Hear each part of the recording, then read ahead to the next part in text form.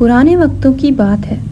Baghdad شہر کے قریب ایک چھوٹی سی بستی میں ایک بوڑھا کمہار رہتا تھا جو اپنے اخلاق، ایمانداری اور تیز دماغی کی وجہ سے بہت مشہور تھا۔ اس بزرگ کمہار کا بیٹا اب جوان ہو چکا تھا۔ ایک دن اس نے اپنے والد سے کہا، ابا جان، میں چاہتا ہوں کہ آپ میرے لیے کوئی دلہن ڈھونڈیں اور میری شادی کر دیں۔ والد نے نرمی سے کہا، بیٹا، میرے پاس اتنا مال نہیں کہ فوراً تیری شادی کر دوں، لیکن ایک کام کر، صبح ہوتے ہی اس گھوڑے کو کھولو اور شہر لے جا کر بیچ آؤ۔ اگر تم نے اسے اچھی قیمت پر فروخت کر دیا تو میں سمجھوں گا کہ تم اپنا گھر بسانے کے قابل ہو چکے ہو، اور ان پیسوں سے میں تمہاری شادی کروا دوں گا۔ بوڑھے کمہار کا بیٹا بہت خوش ہوا اور اگلی ہی صبح گھوڑے کو لے کر شہر پہنچ گیا۔ شہر میں چلاک اور ٹھگ آدمیوں کا ایک گروہ رہتا تھا جن کا کام لوگوں کو دھوکہ دینا اور ان سے مال بٹورنا تھا۔ جب بوڑھے کمہار کا بیٹا شہر کے مشہور بازار کے ایک چوراہے پر اپنے گھوڑے کے ساتھ پہنچا تو اس نے ادھر ادھر دیکھا کہ اچانک ایک آدمی تیزی سے اس کے پاس آیا اور بولا، صاحب، بکری کو کتنے میں بیچو گے؟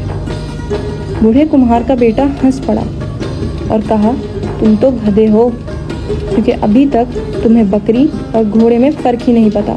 ارے پاگل، یہ بکری نہیں اور میں اسے 50 دینار میں بیچوں گا۔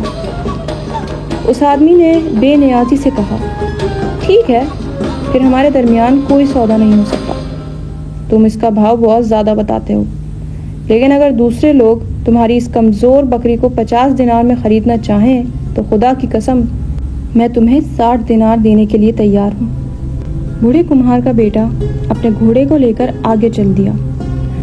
جلد ہی ایک اور آدمی جو اسی گروہ کا حصہ تھا اور بڑا ٹھگ تھا، وہ اس کے پاس آیا اور کہنے لگا، لڑکے، اس بکری کے کیا دام ہے؟ اس طرح بہت سے آدمی آئے اور ہر ایک نے کہا، بکری تو بہت خوبصورت ہے بھائی، تم اس کو کتنے میں بیچو گے؟ آخر کار بھولا بھالا کمہار کا بیٹا خود الجھن میں پڑ گیا اور سوچنے لگا، کیا یہ واقعی گھوڑا ہے یا بکری؟ آخر میں کمہار کے بیٹے نے ان میں سے ایک سے کہا، تم اس کے کتنے دام دو گے؟ اس ٹھگ نے نرمی سے کہا، تمہاری بکری بہت کمزور ہے، لیکن تم گاؤں سے آئے ہو اور شہر میں اجنبی ہو، اس لیے میں تمہاری مدد کو تیار ہوں۔ میں تمہیں بکری کے 6 دینار دوں گا۔ میں 7 دینار دوں گا۔ پھر تیسرا آیا اور اس نے 10 دینار دینے کی پیشکش کی۔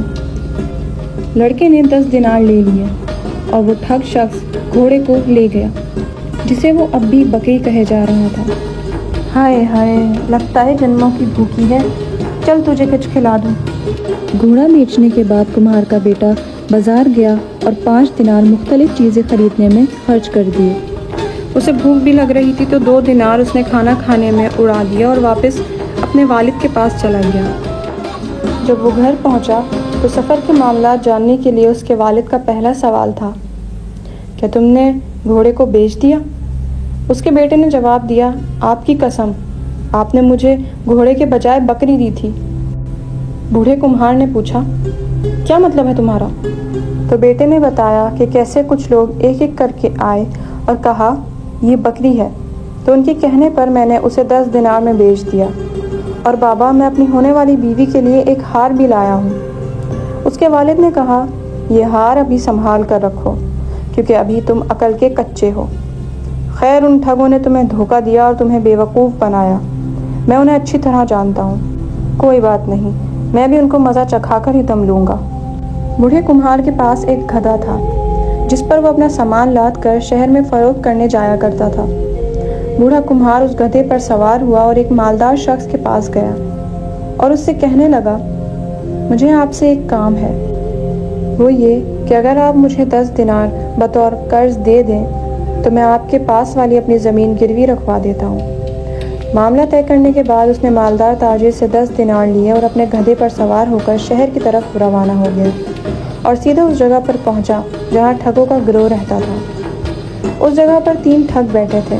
شاید وہ یہی خیال کر رہے تھے کہ آج کسی کو کیسے نشانہ بنایا جائے۔ جب انہوں نے بوڑھے کمہار اور اس کے ساتھ موٹے گدھے کو دیکھا تو آپس میں سرگوشی کی، یہ گدھا تو بہت خوبصورت اور موٹا ہے، ہمیں اس بوڑھے کو دھوکہ دے کر یہ گدھا اس سے لے لینا چاہیے۔ اس دوران کمہار گدھے کی پیٹھ کو سہلا رہا تھا۔ اس نے ان ٹھگوں سے کہا، قدردان، میری آپ سے ایک درخواست ہے، کیا آپ مہربانی کر کے میرے گدھے کے لیے تھوڑا سا گھاس دے سکتے ہیں؟ کیونکہ ہمارا سفر لمبا ہے اور راستے میں ہمیں کہیں چارہ نہیں ملے گا۔ یہ کہہ کر اس نے چپکے سے 10 دینار گدھے کے منہ میں ڈال دی۔ ٹھگ دوست جلدی سے گھاس اور پانی لائے اور جب گدھے نے چارہ آتے دیکھا تو اس نے اپنے پاؤں ہوا میں مارے اور ہانکنے لگا۔ اب سارے کے سارے دینار گدھے کے منہ سے نکل کر زمین پر گرنے لگے۔ بوڑھے کمہار نے دیناروں کو اٹھایا اور اپنی جیب میں ڈال لیا اور گدھے کو ٹھوکر مار کر کہنے لگا، آج تو نے مجھے دینار دینے میں دیر کیوں کی؟ بازار میں خریدنے کے لیے 1000 چیزیں موجود تھیں جو میں واپس گاؤں لے جانا چاہتا تھا۔ تو بہت سست ہو گیا ہے۔ ٹھگ دوست ایک دوسرے کی طرف دیکھنے لگے اور آپس میں مشورہ کرنے لگے، یہ اچھا گدھا ہے، یہ ہمیں ملنا چاہیے، نہ کہ گاؤں کے اس بوڑھے گوار کو۔ آخر کار وہ بوڑھے کمہار کے گرد جمع ہو کر کہنے لگے، تم جو بھی چیزیں اپنے ساتھ گاؤں لے کر جانا چاہتے ہو وہ ہم تمہیں دے دیں گے، لیکن ان سب کے بدلے یہ گدھا ہمیں دینا پڑے گا۔ بوڑھے کمہار نے بڑے جذباتی انداز میں کہا، میں نے زندگی میں بڑے جتن کیے، دن رات محنت کرتا رہا، بڑی مشکل سے اپنے خاندان کا پیٹ پالتا رہا اور بھٹی پر برتن بناتے بناتے اب بڑھاپے تک پہنچ گیا، لیکن کچھ خاص دولت اور جمع پونجی نہ بنا سکا۔ اب جو دولت مجھے گدھا دیتا ہے وہی میرا واحد ذریعہ معاش ہے۔ میرا کمایا ہوا پیسہ تو ختم ہو گیا، لیکن جو پیسہ یہ گدھا مجھے دیتا ہے اس کا کوئی اختتام نہیں۔ یہ ایک ایسی زمین کے ٹکڑے کی طرح ہے جو بغیر محنت اور کوشش کے مجھے فصل دیتی رہتی ہے۔ آخر کار انہوں نے بوڑھے کمہار کو 1000 دینار دے کر مطمئن کیا اور گدھا لے لیا۔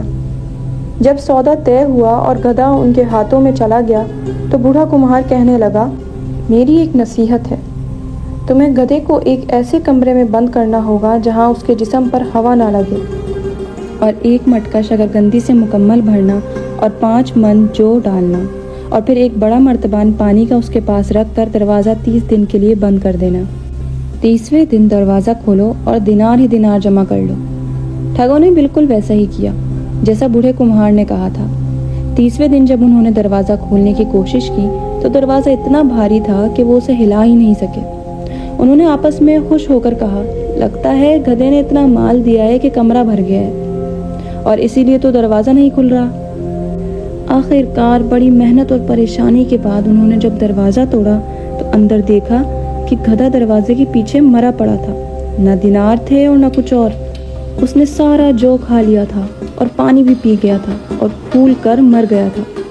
وہ دونوں چیخ اٹھے، ہم اس بوڑھے کمہار کو زندہ زمین میں گاڑ دیں گے، آج ہم اس بوڑھے کمہار کو زندہ نہیں چھوڑیں گے۔ وہ فوراً وہاں سے نکلے اور بوڑھے کمہار کے گھر کی راہ پر چل پڑے۔ کچھ ہی دیر بعد جب وہ وہاں پہنچے تو ایک دم اس کے گھر میں گھس گئے اور اسے مارنا شروع کر دیا، یہاں تک کہ اس کی چیخوں کی آوازیں دور تک سنائی دینے لگی۔ پھر انہوں نے کمہار کو ایک بوری میں ڈالا اور بوری کا منہ بند کر دیا اور اسے ایک دریا میں پھینکنے کے لیے لے گئے۔ چونکہ وہ تھکے ہوئے تھے تو کچھ آگے جا کر انہوں نے بوری کو سڑک کے بیچ رکھ دیا اور خود ایک سایہ دار جگہ پر کھانا کھانے بیٹھ گئے۔ اسی دوران ایک چرواہا اپنی بھیڑوں کے ساتھ وہاں سے گزرا۔ کمہار نے آوازوں سے اندازہ لگایا کہ یہ کوئی چرواہا ہے جو اپنی بھیڑوں کو ہانک رہا ہے۔ چنانچہ وہ زور زور سے اپنے آپ سے باتیں کرنے لگا، اے خدا، میں چرواہا نہیں رہنا چاہتا، میں ایک چرواہا کیوں ہوں؟ اے خدا، میرا خلیفہ کی بیٹی سے کیا واسطہ، میں ڈرتا ہوں خلیفہ کی بیٹی سے۔ چرواہے نے جب یہ عجیب و غریب باتیں سنی تو اس نے اس کے قریب آ کر کہا، تم کون ہو اور کیا کہہ رہے ہو، اور اس بوری میں کیا کر رہے ہو؟ کمہار نے کہا، میں بدقسمتی سے ایک چرواہا ہوں، اور خلیفہ کی بیٹی نے کہا ہے کہ وہ چرواہے کی بیوی بننا چاہتی ہے، اور خلیفہ نے حکم دیا ہے کہ وہ جا کر چرواہا پکڑیں اور اسے لے آئیں، اس لیے انہوں نے مجھے پکڑ لیا ہے، بوری میں باندھا اور خلیفہ کے ہاں پیش کرنے جا رہے ہیں۔ میں ڈرتا ہوں، میں نہیں جانا چاہتا۔ چرواہے نے کہا، تم کتنے بے وقوف ہو، کاش وہ مجھے تمہاری جگہ لے جا رہے ہوتے۔ بوڑھے کمہار نے کہا، اچھا، بوری جلدی سے کھولو اور میری جگہ تم اس بوری میں داخل ہو جاؤ۔ چرواہے نے جلدی سے بوری کھولی اور کمہار کو نکال کر خود اس بوری میں گھس گیا۔ اب کمہار نے بوری کا منہ بہت اچھی طرح باندھ دیا، بھیڑوں کی نگرانی اپنے ذمہ لے لی اور وہاں سے روانہ ہو گیا۔ جب ٹھگوں نے کھانا کھا کر کچھ دیر آرام کر لیا تو انہوں نے بوری کو اٹھایا اور پھر سے چلنے لگے۔ جب وہ دریا کے کنارے پہنچے تو انہوں نے اسے دریا میں پھینک دیا اور پانی اسے بہا کر لے گیا۔ پھر ٹھگوں نے کہا، آخر کار ہم نے اس سے اپنا بدلہ لے لیا، چلو اب شہر چلتے ہیں۔ جب وہ شہر سے کچھ میل کے فاصلے پر پہنچے تو انہوں نے سامنے دیکھا اور چلا اٹھے، ارے یہ تو بوڑھا کمہار آ رہا ہے، اس کے پاس تو بہت سی بکریاں ہیں۔ وہ کمہار سے کہنے لگے، ہم نے تو تمہیں ابھی قتل کیا تھا، تم دوبارہ زندہ کیسے ہو گئے؟ کمہار بولا، تم نے مجھے دریا میں پھینکا اور دریا کے بہاؤ نے مجھے دوسری طرف کم گہرائی والے حصے میں بہا دیا، جہاں میں پانی سے نکل آیا اور آگے چل پڑا۔ وہاں مجھے قبیلے کا سردار ملا جو بھیڑوں کا صدقہ کر رہا تھا۔ یہ بھیڑیں میرا حصہ تھیں، اس لیے اس نے مجھے دے دی۔ اگر تمہارا دل چاہے تو تم بھی جا سکتے ہو، لیکن جگہ وہی ہے جہاں تم نے مجھے پھینکا تھا۔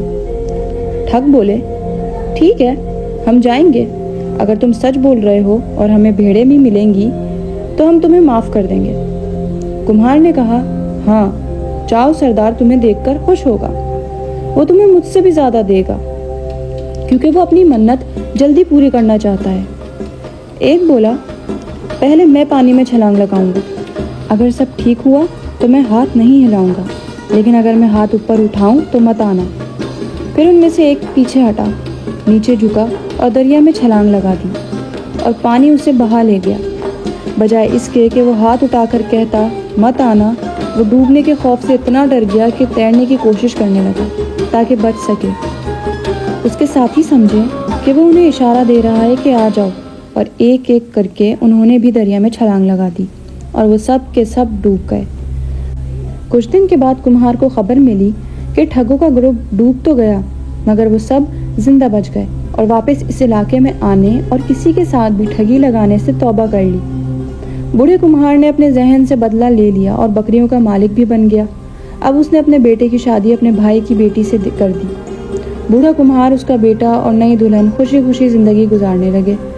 پیارے دوستوں، اس کہانی سے ہمیں 3 اہم سبق سیکھنے کو ملتے ہیں، یعنی کہ جو شخص اپنی آنکھوں اور عقل کے بجائے دوسروں کی باتوں پر اندھا یقین کرتا ہے وہ آسانی سے دھوکہ کھا سکتا ہے۔ دوسرا یہ کہ دانشمند انسان نہ صرف دوسروں کی چالاکیوں کو پہچانتا ہے بلکہ موقع پر حاضر دماغی سے ایسا سبق سکھاتا ہے کہ چالاک بھی اپنی چال بھول جاتے ہیں۔ اور تیسرا یہ کہ کبھی بھی کسی کو مال و دولت کی لالچ میں دھوکہ نہیں دینا چاہیے، کیونکہ جھوٹ اور فریب کا انجام ہمیشہ رسوائی اور شرمندگی ہوتا ہے۔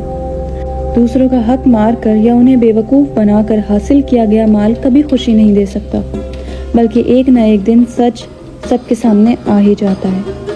تو دوستو، یہ کہانیاں آپ کو کیسی لگی کمنٹ سیکشن میں ضرور بتائیے گا، اور ایسی کہانیوں کے لیے چینل کو سبسکرائب کرنا مت بھولیں۔ اللہ حافظ۔